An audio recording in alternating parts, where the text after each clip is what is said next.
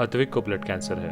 उसके माँ बाप उसके इलाज कराने में असमर्थ हैं। इन्हें आपकी एक छोटी सी मदद की जरूरत है। डिस्क्रिप्शन में दिए हुए लिंक पर जाएं और अद्विक की उम्मीद बने।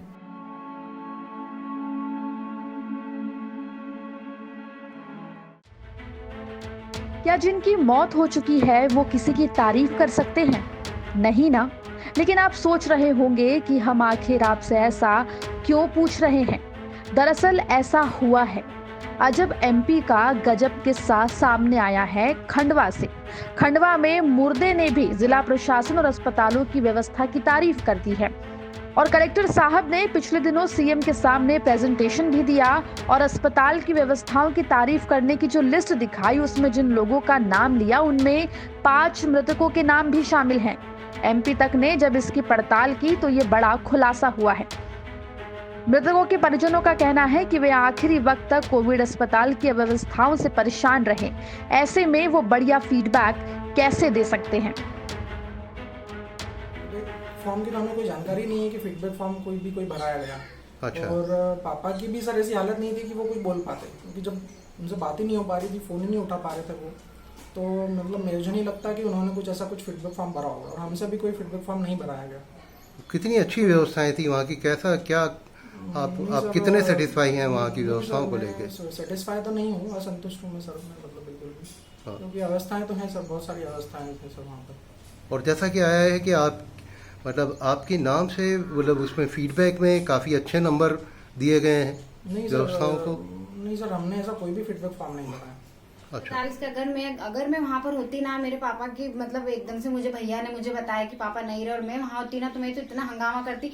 मैं कहा देखो सर, गलती से चाटा नहीं पड़ जाता मेरे हाथ से, बस ये था कि मैं भैया मुझे ले जाता।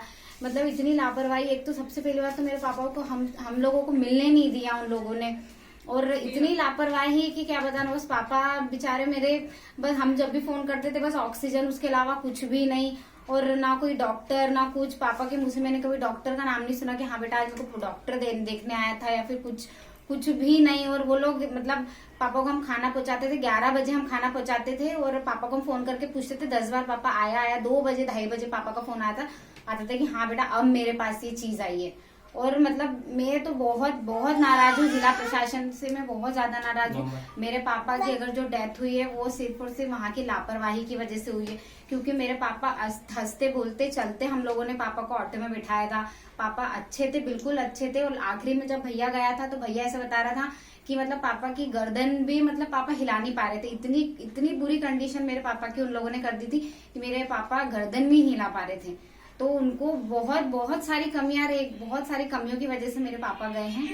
लापरवाही। मेरी माताजी श्रीमती सरिता श्रीवास्तव, थोड़ा जोर से, जिनका देहांत 6 मई 2021 को हुआ। देहांत का कारण ये था कि हम लोगों ने उनको 10 अप्रैल 2021 को सरकारी अस्पताल कोविड वार्ड में भर्ती करवाया था। कारण था कि उनको लूज मोशन और थोड़ी सी थकान की दिक्कत हुई थी। ऑक्सीजन लेवल कम हुआ तो हम लोगों को भर्ती कराना पड़ा मजबूरन, क्योंकि ऑक्सीजन सपोर्ट हमको कहीं बाहर मिल नहीं पा रहा था। ऑक्सीजन सपोर्ट सिर्फ सरकारी अस्पताल में था उस समय पर। 10 अप्रैल को भर्ती कराने के बाद हम लोगों ने ऐसा कोई फीडबैक फॉर्म नहीं दिया गवर्नमेंट को, क्या ट्रीटमेंट चला क्या नहीं चला, हम लोग को उसकी अपडेट नहीं थी। जो भी पेशेंट से बात हो पा रही थी, जो भी माताजी से बात हो पा रही थी, उसके भरोसे हम लोग उन पे ये समझ रहे थे कि हाँ भी तबीयत में सुधार है या नहीं है। लेकिन उनकी बातों से ये लग रहा था, पेशेंट की बातों से, कि वो बिल्कुल कंफर्टेबल नहीं है वहाँ पर। तो मजबूरन हमको 25 तारीख को उनको वहां से डिस्चार्ज कराना पड़ा, जिस समय उनका ऑक्सीजन लेवल 90 से भी कम था। ऑक्सीजन सपोर्ट पे वो डिस्चार्ज हुई थी वहां से। और आसपास की व्यवस्था को देख करके, वहां पे जो साइड में जो मृत्यु हो रही थी पेशेंट की, उनको देख करके भी काफी वो घबरा नहीं थी, क्योंकि डेड बॉडी काफी टाइम तक साइड में पड़ी होती थी, वहां पे कोई उठाता नहीं था।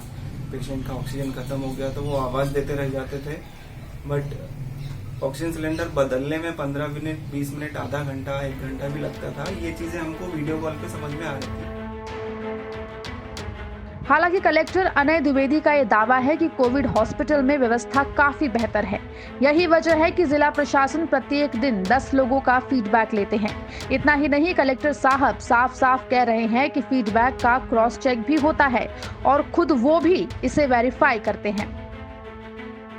हमारे मेडिकल कॉलेज में जो मरीज भर्ती होते हैं, शुरू से ही हमने 1 साल पहले ही करीब ये सिस्टम लागू किया था कि वहाँ पे भर्ती मरीजों से ये फीडबैक लिया जाए वीडियो कॉन्फ्रेंसिंग के माध्यम से कि वहाँ पे जो व्यवस्थाएं उनको दी जा रही है, उपचार, तकिया चादर बिस्तर की क्वालिटी और साफ सफाई, जो बाथरूम है वहाँ की साफ सफाई, खाने की जो क्वालिटी है उसके संबंध में, और माननीय मंत्री जी ने जब ये कहा था कि उनकी अपनी फैमिली से बात हो रही कि नहीं हो रही, इसके संबंध में रिपोर्ट ली जाए। तो प्रत्येक दिन 10 लोगों का फीडबैक जो है वो हमारे कंट्रोल रूम से लिया जाता है वीडियो कॉन्फ्रेंसिंग के थ्रू, जिसमें वो 1 से 5 पे रेटिंग करते हैं कि ये सब व्यवस्थाओं की उनको क्वालिटी किस प्रकार से दिखी।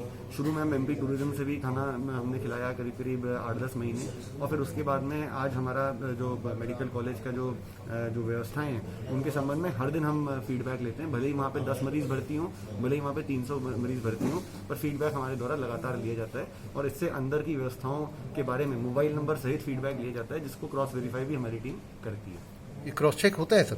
जी, क्रॉस चेक होता है, और जो रिपोर्ट निकलती है वो हम मीडिया के साथ भी शेयर करेंगे आगे से, और हम समस्त माननीय जनप्रतिनिधिगण को शेयर करते हैं, और उसमें उनके मोबाइल नंबर भी लिखे रहते हैं। अब कलेक्टर साहब खुद कह रहे हैं कि वो सभी फीडबैक को वेरीफाई करते हैं, लेकिन अगर कलेक्टर साहब वेरीफाई करते हैं तो फिर ये चूक कैसे हुई?